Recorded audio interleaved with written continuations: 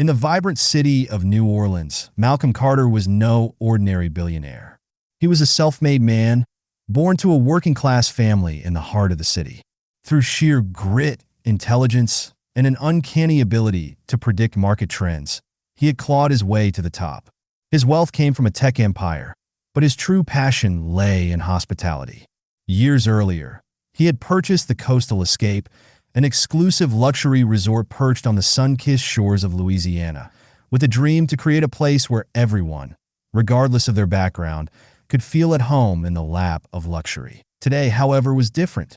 Malcolm, always a hands-on owner, decided to visit the Coastal Escape incognito. He had never been one for fanfare and preferred to observe his investments through the eyes of an ordinary guest. No luxury cars, no staff awaiting him at the door. Just Malcolm, clad in a simple black hoodie, jeans, and a pair of worn sneakers. As he approached the grand entrance of the resort, a magnificent structure of glass and steel reflecting the azure waters beyond, he allowed himself a moment of pride. This was his achievement, a testament to his journey. However, as he reached the doors, a voice broke through his thoughts. "Excuse me, sir," a middle-aged white man in a crisp hotel uniform said, blocking the entrance. His furrowed brow suggested something was amiss. Behind him, the towering glass doors remained shut. "Yes," Malcolm replied, surprised by the man's tone. He had always prided himself on hiring a friendly, welcoming staff. "Guests enter through the main lobby. This area is restricted," the man said, scrutinizing Malcolm with a look of distaste. Malcolm blinked in confusion. "I'm here for the hotel." "I don't care," the man interrupted, crossing his arms. "No loitering around here. Security's already been notified." "Loitering?" Malcolm echoed, the words sinking like a stone in his chest. "I'm a guest." But the man had already turned away, tapping into his radio. "Yeah, we've got a trespasser near the entrance," he said in a low voice, as if Malcolm couldn't hear. "Looks like one of those homeless folks from downtown wandered up here." Fury welled up inside Malcolm, his fists clenching at his sides. How was this happening in his own hotel? "Look, I don't know who you think you're talking to," he began, his voice hardening. Before he could finish, two large security guards appeared, flanking him. They were younger, likely in their 20s, and while they seemed less aggressive than the doorman, the skepticism in their eyes was unmistakable. "Sir," one of them said, his tone placating but firm, "I'm going to have to ask you to leave." Malcolm stared at them in disbelief. "You've got to be kidding me." "Let's not make a scene," the other guard warned, stepping closer, his hand hovering near his radio as if ready to call for backup. Part of Malcolm wanted to scream, to shout that this was his hotel, that he was the one who signed their paychecks. But another part of him, the part that had lived a lifetime of racial microaggressions, understood this wasn't about logic or ownership. It was about something far more insidious. 20 minutes later, Malcolm found himself standing at the end of the long driveway leading to the Coastal Escape, the sun setting behind him and casting a long shadow across the immaculate lawn. But he couldn't appreciate the view. He had been escorted out, treated like an intruder, a threat. His status as one of the most successful black entrepreneurs in the country had meant nothing. To them, he was just a black man in a hoodie who didn't belong. His phone buzzed in his pocket, but Malcolm ignored it, staring up at the gleaming facade of the hotel. He was furious, but even more, he was hurt. He had poured his heart and soul into creating a sanctuary where people could escape the ugliness of the world. And yet here he was, standing on the outside looking in. Finally, he pulled out his phone and saw a message from his assistant, Samantha. "I confirmed with the manager. Everything is ready for your visit. Do you want me to arrange for your usual welcome team?" Malcolm hesitated, his fingers hovering over the screen. He wanted to do this alone. He had come to experience the hotel as a regular guest, to see how his staff treated people when they didn't know who they were dealing with. Now he had his answer, and it wasn't a good one. As he contemplated his next move, a sleek black sedan pulled up to the entrance, the kind of car Malcolm usually traveled in when he wasn't trying to fly under the radar. The door opened, and a well-dressed white man stepped out, flanked by two staff members who greeted him with wide smiles and deferential bows. Malcolm recognized him instantly.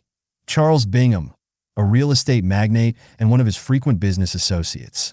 Bingham walked into the lobby without so much as a glance toward Malcolm.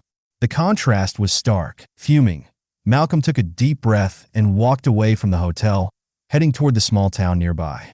If he was going to handle this, he needed a clear head. As he sat on a bench, overlooking the ocean, memories of his childhood in New Orleans flooded back.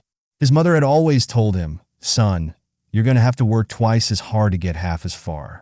And when you get there, they still might not let you in." He had fought against that belief for years, determined to prove that his talent, intelligence, and success would transcend the color of his skin.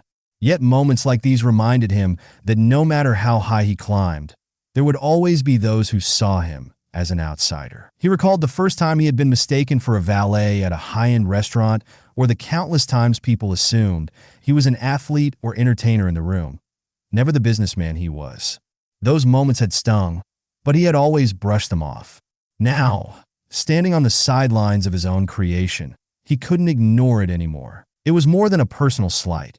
It was a symptom of a systemic problem that pervaded every facet of society, even in a place like the Coastal Escape, where Malcolm had built a culture of inclusivity and diversity. Bias still lurked beneath the surface.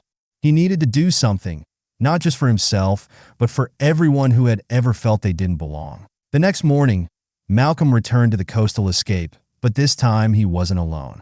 He called Samantha and instructed her to meet him at the hotel with the management team. Dressed in a sharp suit and tie, he walked up the driveway, noticing a shift in the air. The same doorman who had thrown him out the night before greeted him with a wide smile. "Good morning, sir," he said, bowing slightly. "How can I assist you today?" Malcolm looked him dead in the eye. "I'd like to speak to the manager, please." The doorman blinked, his smile faltering for a split second. "Of course, sir. Right this way." As they walked through the lobby, Malcolm couldn't help but notice the staff's dramatically different treatment. The same security guards who had escorted him off the property now stood at attention, nodding politely as he passed. The air was thick with unspoken tension, and Malcolm felt a surge of anger bubbling inside him. When they reached the manager's office, he was greeted by a nervous-looking woman in her 40s, dressed in a tailored black suit. She extended her hand, her eyes flickering with recognition. "Mr. Carter," she said, her voice trembling slightly. "It's an honor to have you here. I wasn't aware you were visiting." "That's because I didn't announce it," Malcolm interrupted, his voice cold. "I wanted to experience the hotel as a regular guest. Let me tell you, it was an experience I won't forget anytime soon." The manager paled, her eyes widening. "I don't understand what happened." Malcolm took a deep breath, locking his gaze onto hers. "I was thrown out of my own hotel last night by your staff." The manager's face drained of color as she stammered, trying to find the right words. But Malcolm didn't give her a chance. "I was mistaken for a trespasser, assumed to be homeless, and treated like I didn't belong here. All because of how I looked. And it wasn't just one employee, it was multiple. This is a systemic problem that reflects poorly not just on you, but on the entire establishment." The room fell silent as the weight of Malcolm's words sank in. What followed were difficult conversations, not just with the manager, but with the entire staff. Malcolm insisted on a full review of the hotel's policies, focusing on unconscious bias training and creating a culture of respect and inclusion. It wasn't easy. There was resistance, defensiveness, and moments when Malcolm questioned whether real change was possible. But he was determined. He wasn't just fighting for himself. He was fighting for every person who had ever felt they didn't belong in spaces where they deserved to be. In the months that followed, the Coastal Escape underwent a transformation, not just in operations, but in its philosophy. The hotel hosted community events, creating spaces for conversations about race and inclusion. They worked to celebrate diversity, showcasing art, music, and cuisine from various cultures. Malcolm became a regular presence, not just as the owner, but as an active participant in the community he wanted to nurture.